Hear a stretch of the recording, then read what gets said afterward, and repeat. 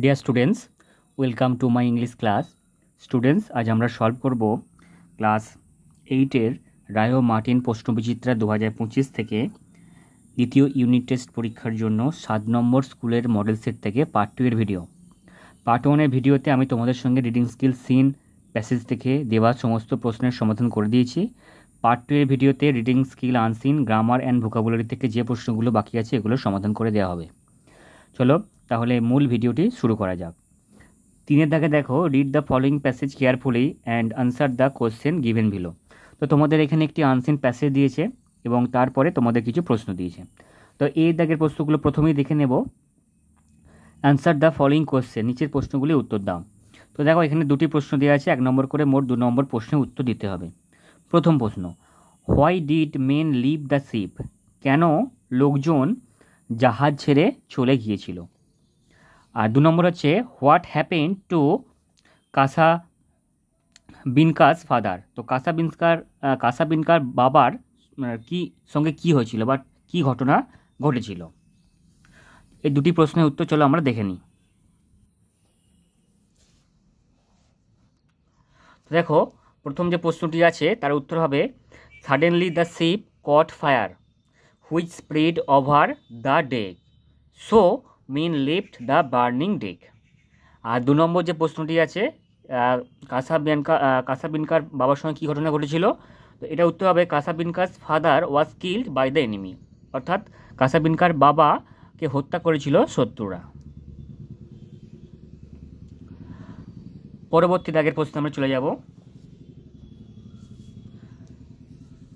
বিয়ের দিকে দেখো, চুজ দ্য কারেক্ট অল্টারনেটিভ, সঠিক বিকল্প এখানে তোমাদের নির্বাচন করতে হবে। তো এখানে দুটি প্রশ্ন দেওয়া আছে 1 নম্বর করে। কাসাবিনকা ওয়াজ দ্য সন অফ এ, তো কাসাবিনকা কার পুত্র ছিল? Sailor, captain, soldier. তো সঠিক উত্তর হবে অপশন বি, অর্থাৎ ক্যাপ্টেন, জাহাজের ক্যাপ্টেন। 2 নম্বর হচ্ছে, Casabianca did not get any reply because, তো কাসাবিনকা কোনো উত্তর পায়নি, কারণটা কি? His father was on the other side, the sound of the fire was heard, the enemy had killed his father. তো সঠিক উত্তর হবে option C, the enemy had killed his father. চলো আমরা দেখে নিই খাতা থেকে উত্তর দুটো। Casablancas was the son of a captain. Casablancas did not get any reply because the enemy had killed his father.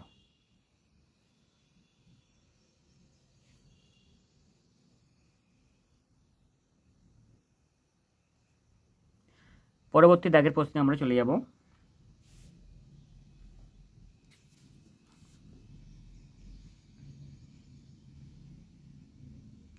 দেখো, গ্রামার অ্যান্ড ভোকাবুলারি 4 নম্বর। দেখো 4 দাগের, underline the infinitive in the following sentence. তো এই বাক্যে যেটা ইনফিনিটিভ আছে সেখানে তোমাদের আন্ডারলাইন করতে হবে। তো ইনফিনিটিভ মানে কি? টু প্রিপোজিশন এবং তার সঙ্গে থাকবে ভার্বে প্রেজেন্ট ফর্ম, এটি হচ্ছে ইনফিনিটিভ। তো to lie is a sin, to lie is a sin, তো এখানে হবে টু প্রিপোজিশন দেখতে পাচ্ছি, লাই, এটা হচ্ছে ভার্বে প্রেজেন্ট ফর্ম, টু লাই হবে সঠিক উত্তর। টু লাইয়ের তলায় তোমাদের আন্ডারলাইন দিতে হবে। 2 নম্বর, I am sorry to disturb you again. দেখো এখানে টু প্রিপোজিশন, তারপরে দেখো ভার্বে প্রেজেন্ট ফর্ম ডিস্টার্ব, তাহলে টু ডিস্টার্ব। খাতা থেকেও আমরা উত্তরগুলো দেখে নেব। দেখো, টু লাই, টু ডিস্টার্ব।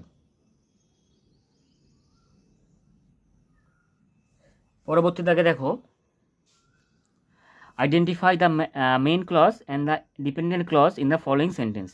তো এই বাক্যে মেইন ক্লজ এবং ডিপেন্ডেন্ট ক্লজ এগুলোকে আইডেন্টিফাই করতে বলেছে। তো দেখো এখানে ডিপেন্ডেন্ট ক্লজ বের করাটা খুবই সোজা।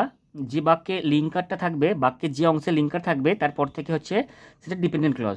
দেখো, I know a man who is a doctor, তাহলে হু ইজ এ ডক্টর এটা হচ্ছে এটা ডিপেন্ডেন্ট ক্লজ। তাহলে বাকিটা কী হবে? বাকিটা হচ্ছে মেন ক্লজ। 2 নম্বর বাক্যে দেখো, we will stay at home if it Reigns. তো এই বাক্যে লিঙ্কার কোনটা? না ইফ, তাহলে ইফ ইট রেন্স এটা হয়ে যাবে ডিপেন্ডেন্ট ক্লজ, বাকিটা হচ্ছে মেন ক্লজ। 3 নম্বর বাক্যে দেখো, tell me why she open the door, তাহলে লিঙ্কার কোনটা আছে? হোয়াই, তাহলে why she open the door এটা ডিপেন্ডেন্ট ক্লজ, বাকিটা হচ্ছে মেন ক্লজ। চলো আমরা উত্তরগুলো খাতা থেকে দেখে নিই।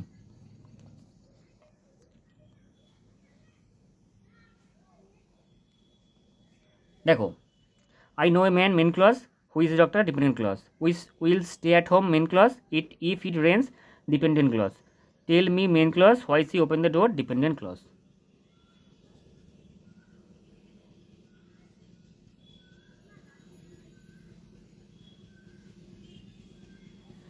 এবার আমরা পরবর্তী দাগের প্রশ্ন চলে যাব।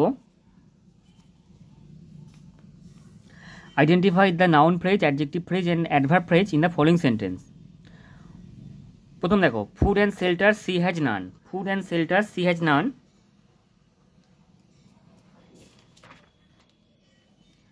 তো এখানে দেখো ফুড অ্যান্ড শেল্টার, এটা হয়ে যাবে কি ফুড অ্যান্ড শেল্টার, এটা হবে ফ্রেজ এবং এটা হচ্ছে noun phrase. 2 number, her voice is pleasing to the year. তাহলে প্লিজিং টু দ্য ইয়ার এটা হবে ফ্রেজ, এটা কোন প্রকার ফ্রেজ না এটা হচ্ছে অ্যাডজেক্টিভ ফ্রেজ। 3 নম্বর দেখো, Mrinal is a jewel of a boy. Jewel of a boy এটা হয়ে যাবে কি, এটা হয়ে যাবে noun phrase, jewel of a boy. আর 4 নম্বর, ফিল ইউরসেলফ অ্যাট হোম। তো অ্যাট হোম এটা হবে ফ্রেজ, এটা হবে অ্যাডভার্বিয়াল ফ্রেজ। চলো আমরা উত্তরগুলো খাতা থেকে দেখে নিই। Food shelter noun phrase, pleasing to the year adjective phrase, A jewel of a boy noun phrase, at home এটা হচ্ছে অ্যাডভার্বিয়াল ফ্রেজ।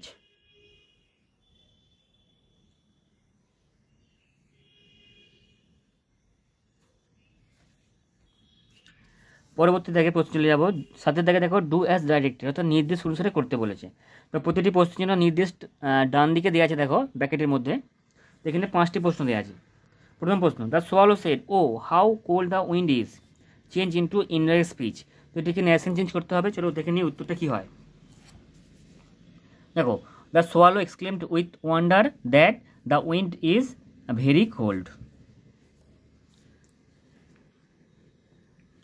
আচ্ছা, দ্য উইন্ড ইজ না করে এটা ওয়াজ করবে তোমরা।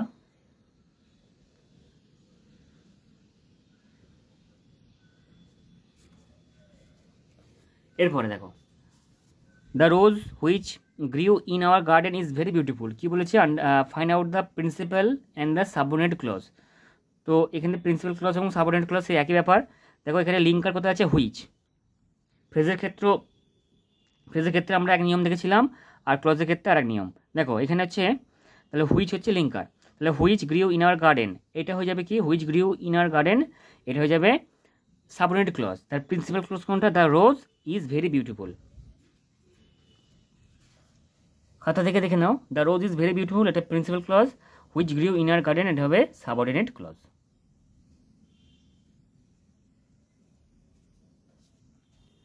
পরে দেখো, we dash respect our national flag. কী বলেছে, ইউজ অ্যাপ্রোপ্রিয়েট মোডাল। তো এখানে মোডাল দিয়ে করতে বলেছে। তো তাহলে উই শুড রেসপেক্ট তবে শুড। এরপরে, the dog and the beach dash another dog who had a piece of dash in it's mouth. এখানে দুটি ওয়ার্ড দিয়ে আছে, দেখো এগুলো কী বলে, হোমোফোন। নিচে বলে দিচ্ছে কি, দেখো ইউজ দ্য গিভেন হোমোফোন। তো হোমোফোন মানে কি, যেগুলো উচ্চারণ একই কিন্তু অর্থ আলাদা। দেখো মিট মানে মাংস, আর মিট মানে সাক্ষাৎ করা। তাহলে the dog and the beach তারা সাক্ষাৎ করেছিল অন্য একটা কুকুরের সঙ্গে, তাহলে এখানে হবে MWT। আর who had a piece of dash, তাহলে যার কাছে মুখে কী ছিল, যার সঙ্গে যে কুকুরটার সঙ্গে দেখা করেছিল বা সাক্ষাৎ করেছিল তার মুখে ছিল একটা মাংসখণ্ড মুখে, তাহলে এটা হবে এই মাংসখণ্ড এখানে দিতে হবে মিট। দেখো প্রথমে একটা MWT মিট, তারপর একটা MEAT। এরপরে, the teacher advise the student not to attempt it because it was dash important than the other, use the comparative degree. তো এখানে কম্পারেটিভ ডিগ্রি কার করতে বলছে, লিটিল। লিটিলের কম্পারেটিভ ডিগ্রি কী হবে, লেস, LESS, লেস।